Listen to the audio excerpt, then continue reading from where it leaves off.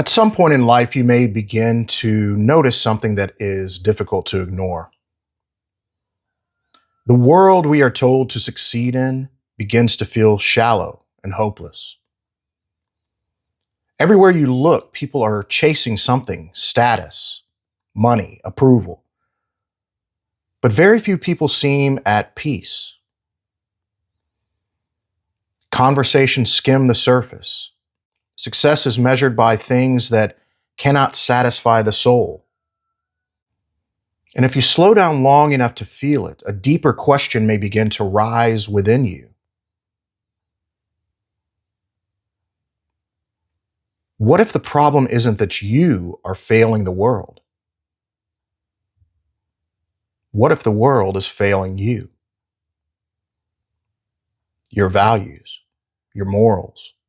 Many of us were raised to believe that peace would come if we simply worked harder, achieved more, and kept up with the expectations around us.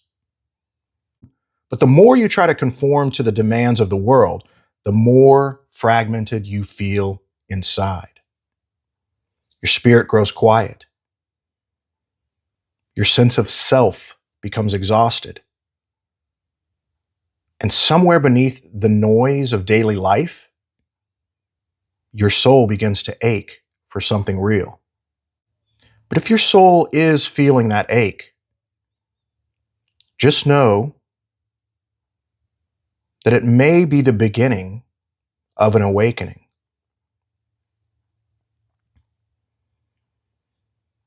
Sometimes spiritual awakenings begin with a kind of surrender, not a surrender of life or purpose, but a surrender of the illusion that the world's systems can give your soul what it truly needs.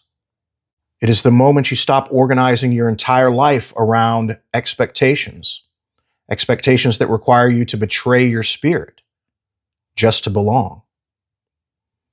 It is the moment you begin to step away from the noise and remember that your life was never meant to be defined solely by the approval of the crowd.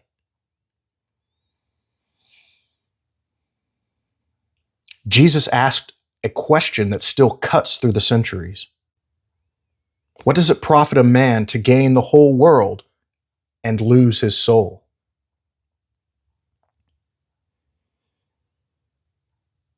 Many of you are exhausting yourselves to gain pieces of a world that doesn't give a shit about you. And you're slowly starting to realize that. The deeper spiritual work is not about conquering the world. It is about aligning spirit and self when spirit and self are divided. And when spirit and self are divided, living feels heavy and confusing. You start to chase goals that do not nourish you and play roles that never felt like they were yours to play in the first place. But when the spirit and self begin to move together, something changes. The soul stops feeling hollow and it begins to rest. A quiet clarity begins to form within you.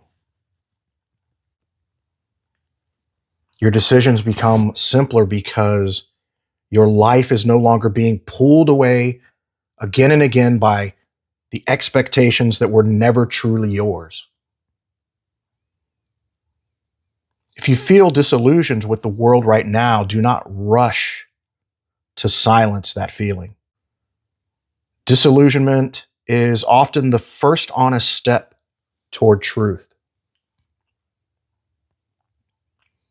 Sometimes the most spiritual thing that you can do is stop trying to win a game that was never designed to feed your soul in the first place.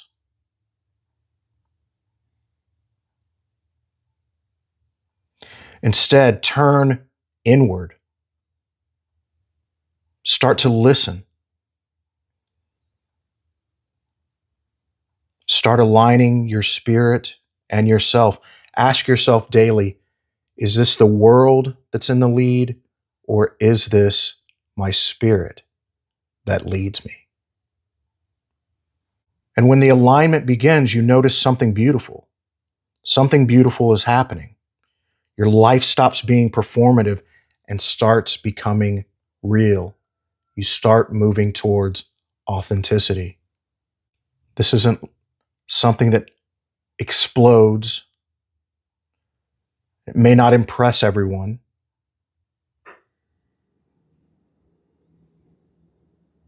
but you will begin to feel deeply alive.